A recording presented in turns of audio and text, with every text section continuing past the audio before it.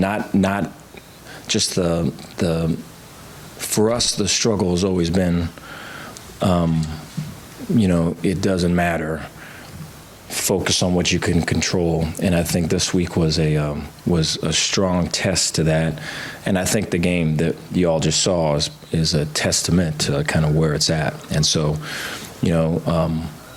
there's for sure room to improve in that space. Whether it was battling through. I look back at myself, and should the schedule have been different? We didn't have school this week. Should have practices and meetings been in the morning. We got hit by the flu. I think we had about 20 guys down at some point during the week. And so Thursday was kind of their first day back. And so we battled through that. We'd be on bus rides and just hearing just the noises, just that we weren't past it necessarily. And then, Thanksgiving, I think, the message for us has been, hey, eyes on the front sight on the target. And I'm sure families and everything are going to be intrigued about what's going to happen tonight, with tonight's game, and just everything that is the opposite of what we're saying. And so I think all of that's just part of it, and I think it's a great lesson, and it's a great picture of hey, what you put into it is what you get out of it. And so I'm thankful on the other end of it that we fought through. We had guys get knocked around and fight back. We had guys that were playing through sickness. I'm proud of the senior class, man. I mean, all of these guys, you think about like the ups they've been through, and you think about the downs they've been through. You think about their parents, and just like, who are these new coaches, again, and then, you think about after last year, just having the ability to leave and deciding to stay. And so just very appreciative of them. I love our senior class. I love what they stand for, and their ability to really believe and trust and be open to those things. I think it's a great lesson for me. I'll take any questions you guys got. John Warner, Waco Trib. Dave, what was going through your mind? You saw Garibay line up for a 53-yard field goal, knowing he had hit a 62-yarder. He hadn't missed all year. What was going through your head? I was interested to see the push that we would get. I know that we had talked about something like that early in the week about, I think last year field goals versus us was like 12-0. It was something like that. We did not last year affect anything. And I think a lot of times when you have those extra points or field goals, I think there's a momentum swing. There is a intentionality of what we're trying to get done here. Are you focused in the present, or are you lagging in the past? And I think we've had great improvement in that area. And so these last couple of weeks, we've affected some of those things. So it was really, in a way, strength on strength there. So I was looking at our push and, hoping we weren't going to jump off sides or any of that. Dave, Drake 12, Second 365. For you, have you already sent the good luck text to Mike Gundy with the game tonight? How emotionally invested will you be in that, knowing it gives you one more week to play with these guys next Saturday? Yeah, I'm really not. What I told the team was, so last night we have a team meeting and prior to our curfew, and I showed a PowerPoint from January 19th, and that was our first team meeting that we had. And that was when we were recognizing our top GPA position groups from the semester prior, and that was when we introduced new coaches, and that was when we kind of put forth win with character and some of the things that we really believe in. And I just remember, and I look at that. There's one of the deals was alignment, and it had like a big arrow pointing like that, with a bunch of little arrows in it, all going different types of ways, which was 2020 for us. and then it had another big arrow point like that with a bunch of little arrows all pointing that way. And just going through all of that, man, just brought it back for me, from where it was to, I wish this was cleaner and better and all of it, but to where we are now. And I think, you look at that growth and you look at like what the guys are going to remember. You think about the 10 wins, and then, I don't know if there's any particular win or if there's just maybe just the growth part of it, maybe just that, accepting change, maybe that there's different ways to do stuff, maybe that, after you've been hurt, it's hard, but it's okay to trust somebody. I think of those things. And so I think, in that way, we're a winner. I think, all this other stuff's going to be extra. I know for me, my girls are probably going to be more excited about watching it. I do understand the ramifications for us, but I've always, stuff you can't control it. Dave, Sam Conn from The Athletic. You guys have had such a dramatic shift on fourth down philosophy this year. One, I would love for you to explain kind of how that came about and how you guys became more aggressive, and also the decision at the end to go for it and kind of what went into that and how that fit into your philosophy.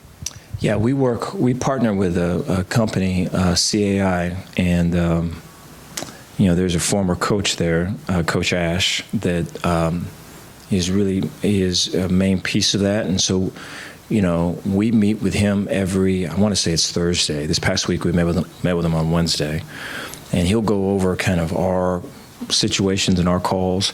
It's a Zoom meeting, but then he'll also pull up, throughout the week, right, the previous week, all different types of situations, and here's good decisions, bad decisions, here's, what do you think decisions. And I know for me, if we pull all the way back on that, I know just for me, that has never really been a strength of mine prior to this. So this was always something where it was purely defense. And I think managing a game and managing timeouts and just all of it was new for me. And so I knew, in coming into this role, that this would be something that, I had to learn a lot, and I had to work, and find the best people to kind of pick the brains and all of it. And so I think Rob is one of them. And, so I think from that side of it, once you get into what's the best practice logically to go for it on fourth down, for me ends up being the best practice because of the added confidence it gives your offense, and then the possessions that you can gain, right?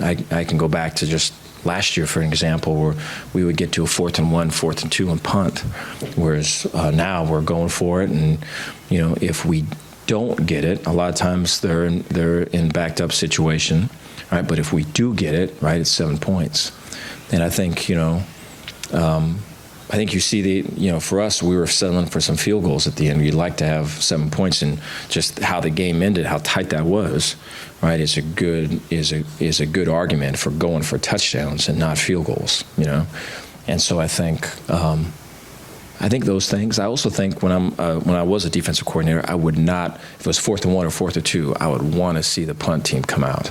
I never really wanted to see, an offense kind of come out, or a skill guy, or big people, 13 personnel or something like that.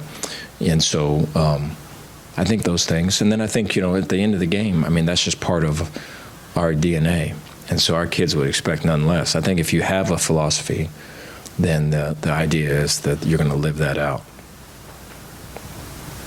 Bryce Cherry, Waco Trib. Dave, it was a game of a lot of swings of momentum, emotion. Looked like there was going to be a pick six. Taekwon knocks it out of the guy's hand. Tight end scores a touchdown. Their tight end comes back. I asked Terrell, in a game like this, does it get nerve-wracking? And he said, no, not really. Next play, da-da-da-da-da. Does that speak to the growth that you're talking about, the maturity maybe of this team? I think so. I think, you'd like for, more positive stuff on our end and a little bit less of the negative stuff on our end, for sure. But I think, when you think about things that you can control, and you think about, hey, if something happened that's not like something bad happened, that doesn't define you. That's just something that you did. Here's how we can get better from it. And then you look at the next opportunities as opportunities to learn and grow. I think all those lend to kind of being, future focused and not looking back in the past. I think the anxiety comes when you're looking back at what could have been. Jerry Hill, Baylor Bear Insider. Dave, was there something on film that y'all saw that you liked Treston in the pass routes and stuff? Because this was a career day for him receiving yards anyway. Yeah, I thought, they have struggled with some of that in their tape. And then I think, just having Blake in there, I think having Treston and the matchup that we had was one of our best matchups, And so not really, there's a fair amount of, so like the Iowa State and Kansas State, we call it U coverage, where it's 3-man rush and all those guys in the back. So Tech had some of that today. And so I think early in the game, it was a lot of U2 coverage, cover 2, 8-man drop, 3-man rush, and then once the game got tighter, they got into more man coverage. Well, the thing that works best versus both of those was primary receivers going this way and Ebb going that way, and so we're able to sneak them out and on perimeter, and then also, line them up in some slot positions and throw corner routes to them and find the dead spots in those cover 2 zones, and knowing that we have the time to throw those because of the 3-man rush that was happening. So thought it was great playing by Grammy and Sean and Stuck. Dave, Kevin Longquist, Second Sports. To piggyback on that, what did you think of watching Shapen today? I thought that there was times that Blake would throw a pass, and immediately as he threw it, in my head and maybe my mouth, I'm going, oh no, And so I think for Blake to come from the oh no to like a real strong yes the very next play, I think is a great statement about him, And I look at just Blake's parents, just his dad and his mom. Both of those people are just very proud, confident people, and I know they've instilled that into Blake. And when you're around them, it just radiates off of him, And so I think that is something that he carries with him, and you need it in times like that when it's tough and it's competitive and all of it, and something don't go the way you want it to go, to be able to come on back. So after those plays, those oh no plays, there may be a timeout or something, and Sean is upstairs in the box, and he goes, hey, someone get to Blake. And then so there'd be some like Gary may go try to get to Blake, and Blake's I'm effing all right, So it's good. I think it was that's what you'd want to see. Craig Smoke, Sick'em 365 Radio. Coach, a very important senior class. You talked about them a little bit earlier. There were a number of guys, though, that didn't run as seniors, and I know with the rules there's just a lot of moving parts, but is that indicative for those that didn't perform a senior day that they're planning on coming back? Is that an ongoing conversation? Sort of where are you with the roster at this point?